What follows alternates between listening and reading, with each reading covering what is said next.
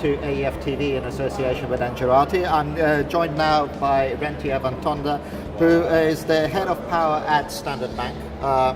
Welcome. Thanks for having me. Thank you for making the time to be here as well. And in some of our pre-preparations and everything, we're talking a little bit about what's happening with the renewable landscape. But let's leave that for the tail end of the interview. Can you just give us a bit of because you're at the coalface, right? A bit of an overview about what the power landscape looks like in sub-Saharan Africa? Yeah, I must say it's quite exciting times at the moment. We as a bank are currently involved in 20 key countries where we got a presence. We work in different countries from that as well. But what we do see is a lot of projects is being fast-tracked currently. So I know we're getting to renewables, but what is nice is we see a lot of uptake in trying to fast-track modular renewable type projects. So if you look at the different countries, definitely more appetite in fast-tracking projects in South Africa, which has been the theme for the last few years because there has been momentum. But as you move north, we've seen projects in Mozambique, in Namibia now that we currently are trying to see if we can close some projects. And then, of course, you have more coal-based projects being developed in countries like Botswana and Kenya. We find that some of the challenges in many of these countries are more linked to your sovereign issues or sovereign concerns. But be that as it may, you do Can you find... expand that a little bit more? I mean, why is that? What are they specifically? I think with the economic downturn in many of the countries, some of these utilities that are effectively the off-taker of an IPP do have a challenge in terms of being bankable in some cases. So if you don't have a proper tariff collection mechanism, or so this is the creditworthiness of the off-taker, yeah. And then the ability for the state to then guarantee that creditworthiness where they might not be creditworthy as well. So there's that long chain. Yes, I think it all comes back to cost-reflective tariffs and the ability to collect your tariffs. And then if you want to do these larger IPP type of projects, you normally as a banker need a bankable project with some sort of offtake that is bankable. And in the case of South Africa, we had a sovereign guarantee underpinning that. So in many of the other countries, you find that you don't necessarily have that. So that's when you look at World Bank type of structures, PRG, political risk guarantees, insurance, mega cover, and that's when some of these projects takes longer to develop and to bank. Because the whole notion on cost-effective tariffs, and we are sidetracking a little bit, but I think it's interesting because it links back to another, some recent pieces of news coming out of Kenya, where KenGen want to increase the tariffs because they're putting in more money into Hydra. The same with Kenya Power. But the regulator is saying, no, we can't do that. The government then says, well, hang on a minute, that goes against our ethos of cheap electricity for all, so it kind of falls down somewhere right at the end when you ask someone to pay, right? Don't the governments then still need to step in, that if they want the ethos of cheap tariffs for people in certain societal boxes, which is fair enough, they do need to ante up with the cash for it. Otherwise, how? I mean, you guys aren't charities, right? Banks aren't charities. The last time I checked, it needs to be bankable, doesn't it? Yeah, of course. I think it's definitely debatable what type of structure do you put in place and to what extent a government step up and say this is what I can do or can't do, and that's why it's so important to bring in the likes of the World Bank and the IMF. And look, I strongly believe that there's mechanisms to unlock development, because if you don't have power, you don't have growth. And there's always different ways to look at how do you bring power to the different communities and to industries.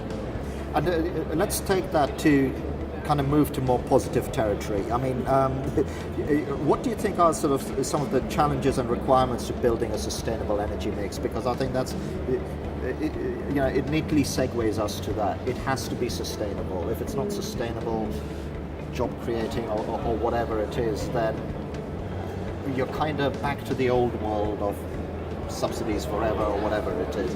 So how do you see that sustainability element coming in? Yeah, I think, look, sustainability has always been a key word for a banker when you want to do a long-term project. And then the second word I always say is bankability, which everybody got their own definition for. So in terms of sustainability of a long-term project, obviously you need to ensure that you have the long-term payment mechanism in place. But it's also linked to the type of technology. So if you look at a coal-based fire plant, do you have the long-term supply of coal? Do you have, for a hydro plant, comfort around potential areas of drought, supply from a hydropower station? And I think if you look at renewables, at least you know the sun will be there, and in Africa we've got excellent resources. So from a sustainability point of view, it's always good to understand what type of mix is the best from a technology point of view for a specific country. Because it's you're doing a great job segueing us down the conversation, by the way. Because we have landed at renewables now, and because one of the interesting things was I had an interview earlier on by a power developer who was saying that, listen, we were 3 or 4 years ago we were coming to probably people like yourself with renewable projects, and we had to spend an age explaining what we were doing and how to. And now what you're saying to me, that's almost flipped. That your appetite for renewables is actually much greater because you can have a modular approach to it, which you alluded to earlier. The tech costs are going through the floor. So just tell me a little bit about where you see that renewable landscape going. No, it's an important question. If you ask a bank, or especially a commercial bank, when do you want to enter into a specific sector? Normally we say we don't want to take technology risk. So at the start of the cycle, you didn't necessarily have as many reference points. Technology in solar was improving. If you look at concentrated solar, I mean, it's still quite a evolution to go through. So where we're going at the moment is certainly to say maybe you've reached a bottom in terms of tariffs in South Africa, for example. Can we go really low? At what point do you believe that this is now too risky of a project given the low tariff, low contingencies? At what point does a developer actually say, I'm prepared to walk away because I can't get the returns? So one need to be very cautious when you look at the markets in which you do these type of projects. And I think the benefit one do have is there's more acceptance for renewable projects. There's more acceptance to understand the ability that it can provide into a market that's not always easy to reach, even when you don't have a transmission line. And I think that is very important to understand that.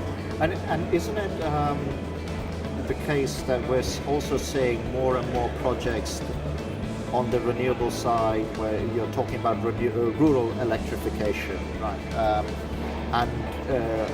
Just to put it into context, I mean, it's a learned audience, but it's important to make this point.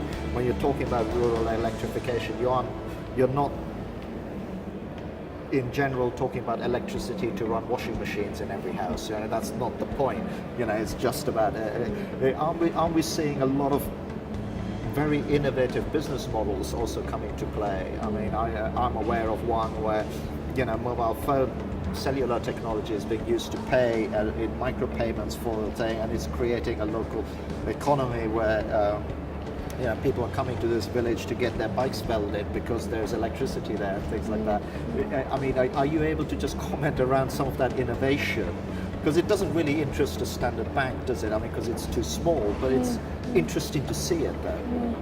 Look, it's whether it's too small or doable or not doable, it's quite debatable. But absolutely, we've done a lot of research on exactly that. Because where do we see the market? If you look at Africa and the enormous need for power, if you want to continue to do large-scale IPP projects, you have to continue to develop the transmission lines. So in the absence of that, how do you can get quick access to electricity? And if you look at, for example, the telecom towers and how they roll tower technology out with a solar solution next to it to power the tower, that's the type of innovation that we see. We've seen pay-as-you-go type of mechanisms where a small household will be able to generate lighting and run a stove just on a small system driven by solar, paying through its cell phone for electricity. And that's the type of models that we see will be developed more and more from an innovation point of view.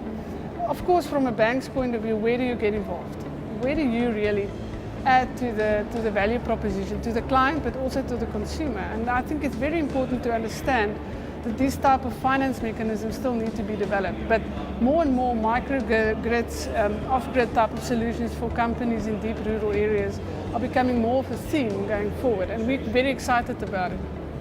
And just to sort of, as we kind of 10 minutes flies, you know, it's because I'm interested in the subject. You must be. It's your job, right? Otherwise, I can carry on.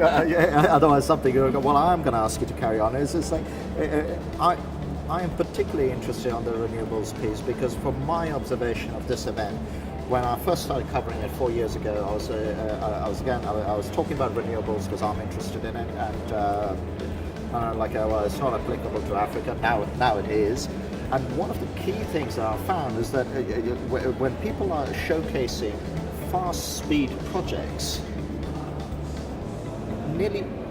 all of them are renewables. So the speed itself is making that technology a winner, isn't it? So is it just renewables now? Is it Africa that's the renewable? I mean, we'll still build the coal-fired place, but is that it? Is that the bandwagon? I think you may argue that it is probably the bandwagon because you need quick electricity to the market. And the one thing you must remember is if it's only a renewable solution, it's not a baseload solution. So you still need people want to have a baseload power solution. So that's where the evolution of the storage technology is coming through. And I mean, we had excellent meetings over the last few days where, you know, it's mind-boggling what's happening on the storage side. So I think this momentum of renewables, it's one wave. The next wave is storage, and how that will overtake, you know, your proper baseload type of traditional. Well, it's solution. amazing. I mean, if you look at something what Tesla are doing, and they're building this gigafactory where the price of batteries is coming down, and there's a Chinese manufacturer that is integrating batteries into PVs, so you can't buy the PV without the battery. That's game changing. If we just finish this off, so we've got renewables, we've got these pockets because we can't build the transmission lines. You mentioned another fact earlier on is like unlike Germany, which has got the grid, so renewables can kind of almost act like a base load because there's so much of it. We do come back to the cost of power though, because you did mention it, because if you start hitting zero power, unlike somewhere like Germany, where even though they're hitting zero power, they're still exporting it and making a net gain, there must be a big pressure to build this transmission and connection infrastructure, otherwise the market won't work. Yeah, look, I think cost is absolutely a driver, but you can have mini power stations, mini grids that can effectively take a lot of that overhead cost away, and that can give much more cheaper power to the consumer, and that will be ultimately the driver. And if that can be baseload power from the renewables, I think it's a win-win for all of us. Cool. And on that note, we will leave it. You did say you could carry on, but we've stretched it now. Thank you very much for watching. AFTV in association with Anjarati, and as a time reference, it's 2016.